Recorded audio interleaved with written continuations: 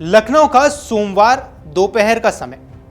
हजारों छात्र अपने अपने सपनों को पूरा करने के लिए किताबों और नोट्स में डूबे हुए थे।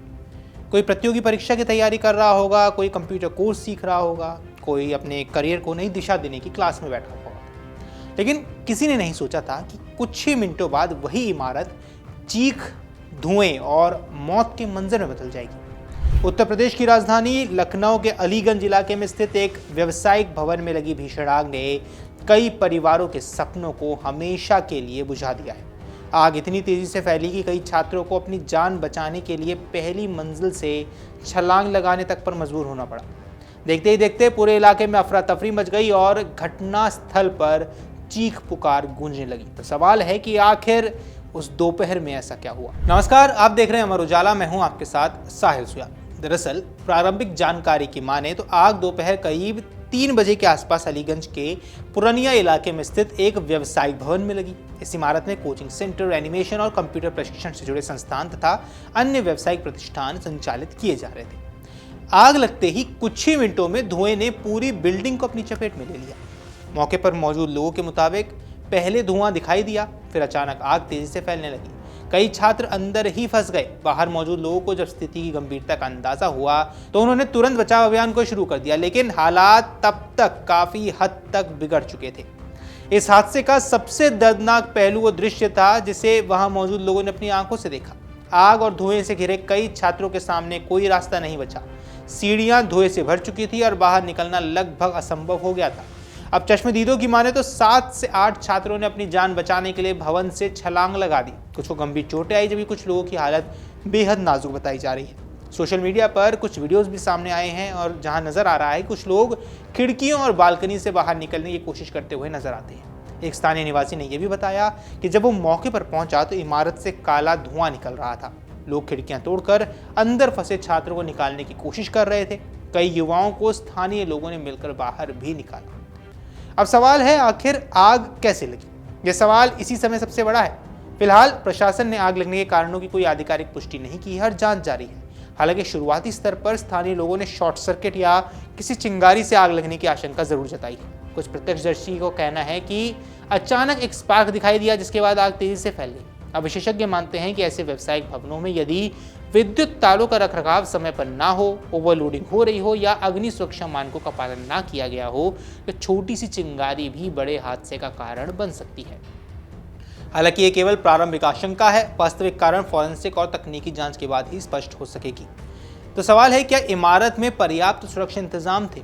हर बड़े अग्निकांड के बाद यही सवाल उठता है और लखनऊ की घटना भी अलग नहीं है। जानकारों की माने तो किसी भी शैक्षिक या व्यावसायिक भवन में अग्निमिशन यंत्र, आपातकालीन निकास द्वार, धुआं पहचानने वाले उपकरण और नियमित सुरक्षा ऑडिट बेहद जरूरी होते हैं। लेकिन जब छात्रों को खिड़कियों से कूदकर जान बचानी पड़े तो यह सवाल अपने आप खड़ा होता है, क्या इमरजेंसी एग्जिट पर्याप्त थी? क्या फायर अलार्म ने समय पर काम किया? क्या भवन में मौजूद लोगों को आपदा से निपटने की कोई ट्रेनिंग पहले दी गई थी? जांच एजेंसियां अब इन्हीं सवालों के जवाब तलाशेंगी। आग की सूचना मिलते ही दमकल विभाग की कई गाड़ियां मौके पर पहुंची। आग इतनी भीषण थी कि उसे नियंत्रित करने में काफी समय लग गया। बचाव दल को धुआं और गर्मी के कारण अंदर प्रवेश करने में मुश्किलों का सामना भी करना पड़ा। अब कुछ रिपोर्ट्स की माने तो बचाव कर्मियों को इमारत के पिछले हिस्से से रास्ता बनाना पड़ा ताकि अंदर फंसे लोगों तक पहुंचा जा सके। कई लोगों को सुरक्षित बाहर निकाला गया और घायलों को तुरंत अस्पताल भी भेज दिया गया। किंग जॉर्ज मेडिकल यूनिवर्सिटी में ट्रॉमा सेंटर में बड़ी संख्या में घायलों और मृतकों को लाया गया। अस्पताल प्रशासन ने बताया कई लोग गंभीर रूप से झुलसे हुए थे, जबकि कुछ को ऊंचाई से कूदने के कारण चोटें आई थी। अब शुरुआत में मृतकों की संख्या कम बताई गई थी, लेकिन जैसे जैसे राहत कार्य आगे बढ़ रहा है, आंकड़ा लगातार बढ़ता जा रहा है। देर शाम तक तकरीबन 14 लोगों की मौत की पुष्टि हुई थी। हालांकि ये आंकड़ा आगे बढ़ भी सकता है। अब अधिकांश मृतक छात्र बताए जा रहे हैं, कई अन्य इसमें घायल है जिनका इलाज जारी है। इस हादसे ने पूरे प्रदेश को झकझोर कर रख दिया है। जिन परिवारों ने अपने बच्चों को बेहतर भविष्य के लिए कोचिंग भेजा था, वे अब अस्पतालों और पोस्टमार्टम हाउस के चक्कर लगाने को मजबूर हैं। घटना की गंभीरता को देखते हुए मुख्यमंत्री योगी आदित्यनाथ ने अपना कार्यक्रम बीच में ही छोड़ दिया और लखनऊ पहुंचकर हालात का जायजा भी लिया। उन्होंने वरिष्ठ अधिकारियों को तत्काल जांच के निर्देश दिए हैं और राहत कार्य में तेजी लाने को कहा है। प्रधानमंत्री नरेंद्र मोदी ने भी हादसे पर दुख व्यक्त करते हुए मृतकों के परिजनों के प्रति संवेदना प्रकट की। उन्होंने घायलों के जल्द स्वस्थ होने की कामना की है और प्रशासन को हर संभव सहायता उपलब्ध कराने के भी निर्देश दिए हैं। ऐसे में सवाल ये है कि भारत में बार बार ऐसे हादसे क्यों हो रहे हैं, क्योंकि लखनऊ की ये घटना कोई पहली घटना नहीं है। देश के कई शहरों में पिछले वर्षों में अस्पतालों, स्कूलों, कोचिंग सेंटरों, व्यावसायिक भवनों में आग लगने की घटनाएं लगातार सामने आती रही हैं। विशेषज्ञ मानते हैं कि अक्सर भवन निर्माण नियमों में अनदेखी, फायर एनओसी के बाद नियमित निरीक्षण न होना, बिजली व्यवस्था में लापरवाही और आपातकालीन निकास मार्गों का अभाव ऐसे हादसों को जन्म देता है। हर बार हादसे के बाद जांच बैठती है, जिम्मेदारों की तलाश होती है और सुरक्षा मानकों की समीक्षा की बात भी होती है। लेकिन ये तभी तक होता है जब तक ये सब कुछ सामान्य ना हो जाए, जब तक कोई नया हादसा सामने ना आ जाए। सबसे बड़ा सवाल यही है कि इस हादसे ने एक बार फिर देश के कोचिंग संस्थानों और व्यावसायिक भवनों की सुरक्षा व्यवस्था पर गंभीर सवाल खड़े किए हैं। अगर आग वास्तव में शॉर्ट सर्किट से लगी है तो क्या बिजली व्यवस्था का समय पर निरीक्षण हुआ था? अगर इमारत में पर्याप्त सुरक्षा उपकरण थे तो फिर छात्रों को खिड़कियों से कूदने की नौबत क्यों आई? अगर सुरक्षा मानकों का पालन किया गया था तो इतने कम समय में हालात इतने भयावह आखिर कैसे हो गए?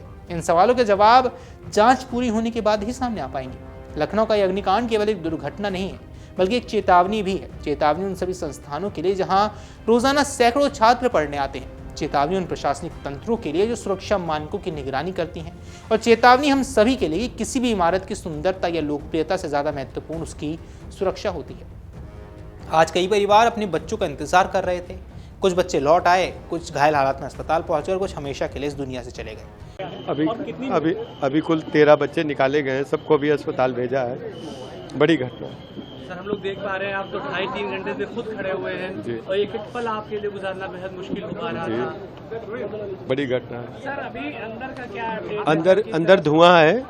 अब बच्चे तो वहाँ नहीं है, लेकिन एक एक सामान को हटा के देखा जा रहा है और एक एक कमरे को चेक किया जा रहा है, क्योंकि लकड़ी का फर्नीचर बहुत था अंदर, तो उस फर्नीचर के धुआं के कारण को दिख नहीं रहा है। फिर भी फायर ब्रिगेड के लोग अंदर हैं, एनडीआरएफ के लोग मौके पर हैं और पूरे सामान को एक एक कमरे को सर्च किया जा रहा है। लगातार पूरे ऑपरेशन को 2.5-3 घंटे से आप देख रहे हैं, क्या घटनाक्रम कैसे हुआ? घटनाक्रम बताया जाता है कि अचानक आग भड़की और ये एनिमेशन सेंटर था। बच्चे यहाँ पर जो कार्टून बनाना सीखते थे उसको करके काम करते थे और उसमें अचानक घटना कैसी, इसकी कोई जानकारी अभी नहीं मिली मुझे, लेकिन आग भड़की तो बच्चे एक तरफ भागे पीछे की तरफ और वहीं ऐसा धुआं गया कि बच्चे बच नहीं पाए। कितने बच्चों की डेथ हुई, कितने बच्चे थे शामिल? अभी एग्जैक्ट आंकड़ा आपको मिलेगा, लेकिन 11-12 तो मैंने आंखों से देखा। 14 में 13 देखा होगा आपने किस तरीके दीवार तोड़ करके अंदर गए, रास्ता कोई नहीं था, उस रास्ते में धुआं था तो दीवार तोड़ करके अंदर गए, वहाँ मैं था।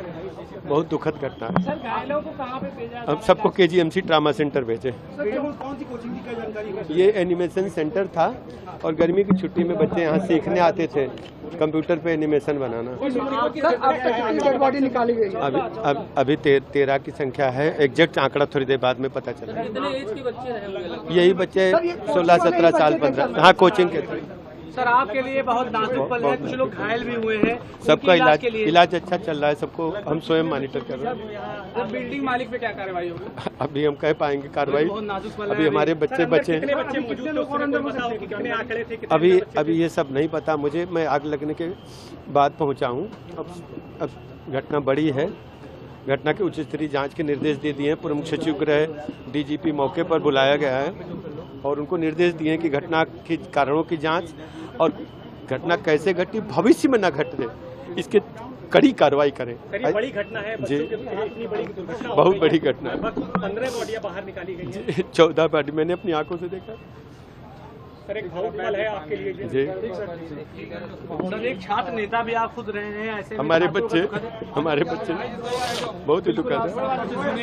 डिप्टी सीएम थे, बिल्कुल उनके आंखों में आंसू देखिए, भरे हुए हैं। ये थे डिप्टी सीएम विजय पाठक जो पूरी घटना की जानकारी दे रहे थे और देखिए खुद जो है भावुक हो गए, उनकी आंखों में आंसू आ गया है। आग बुझ चुकी है, लेकिन पीछे छोड़ गई है कई ऐसे सवाल जिनका जवाब अब पूरे समाज को मिलकर तलाशना होगा। ऐसे में आपकी जो कुछ भी इस पर राय है हमें कमेंट सेक्शन में जरूर बताएं। फिलहाल के इस वीडियो में इतना ही। नमस्कार।